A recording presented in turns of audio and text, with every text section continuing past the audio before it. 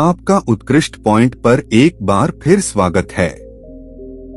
दो विद्वानों की कहानी, दो घमंडी विद्वानों की कहानी। बहुत पुरानी बात है। एक गांव में दो लड़के रहते थे। एक का नाम ज्ञानवान और दूसरे का नाम बुद्धिमान था, लेकिन दोनों पढ़ने लिखने में बहुत कमजोर थे। दोनों के माता पिता उनको लेकर बहुत परेशान थे।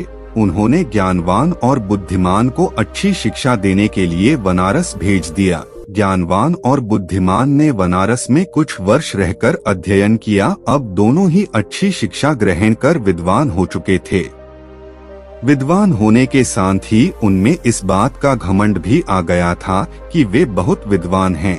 हर जगह दोनों ही अपने को अधिक श्रेष्ठ और दूसरे को नीचा दिखलाने कर प्रयत्न करते थे। दोनों को कई बार उनके शिक्षकों ने इस बारे में समझाया, किंतु दोनों अपने को ही श्रेष्ठ समझते थे।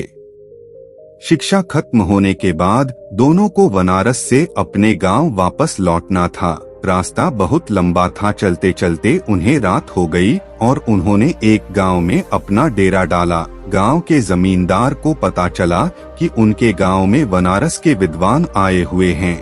जमींदार साहब ने दोनों विद्वानों को रात्रि विश्राम और भोजन के लिए अपने घर आमंत्रित किया। ज्ञानवान और बुद्धिमान दोनों जमींदार के घर आ गए। जमींदार ने दोनों के रुकने की अलग अलग व्यवस्था की और स्वादिष्ट पकवान बनवाए। जमींदार पहले ज्ञानवान के पास गया और हालचाल जाना। जमींदार पहले तो ज्ञानवान से बहुत प्रभावित हुआ, किंतु अपने घमंड और बुद्धिमान को नीचा दिखाने के लिए ज्ञानवान जमींदार से बोला, बुद्धिमान तो नाम का बुद्धिमान है, इतने दिन बनारस में रहकर भी वह कुछ नहीं सीखा और अभी भी गधा ही है। घमंडी विद्वान की कहानी। घमंडी विद्वान की कहानी। ज्ञानवान की बातें जमींदार को अच्छी नहीं लगी। ज्ञानवान से मिलने के बाद वह बुद्धिमान से मिलने गया। बुद्धिमान में भी ज्ञानवान की तरह ही बातें की और कहा, ज्ञानवान को कोई ज्ञान नहीं है और वह तो बैल है जिसे कुछ नहीं आता।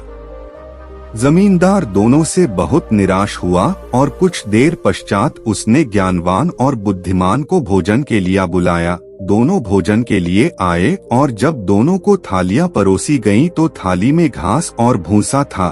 थालियां देखकर दोनों जमींदार पर बहुत क्रोधित होते हुए बोले, आपने यहाँ हमें बेइज्जत करने के लिए बुलाया है। क्या हम कोई जानवर है जो आप हमें भूसा और घास खिला रहे हैं? जमींदार हाथ जोड़कर बोला, मान्यवर, आप विद्वान हैं और मेरे मेहमान हैं। मेरा उद्देश्य आपके बेइज्जती करना नहीं है।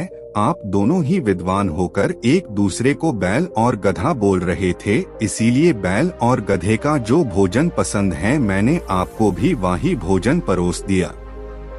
जमींदार की बात सुनकर ज्ञानवान और बुद्धिमान को अपनी गलती का एहसास हुआ और दोनों ने एक दूसरे से क्षमा मांगी और जमींदार को धन्यवाद दिया। जमींदार ने भी दोनों को स्वादिष्ट पकवान खिलाए और दोनों की खूब आवभगत किया। शिक्षा कोई कितना ही बड़ा विद्वान क्यों ना हो, अगर दूसरे को नीचा दिखलाने का प्रयत्न करता है तो उसे भी नीचा देखना पड़ता है।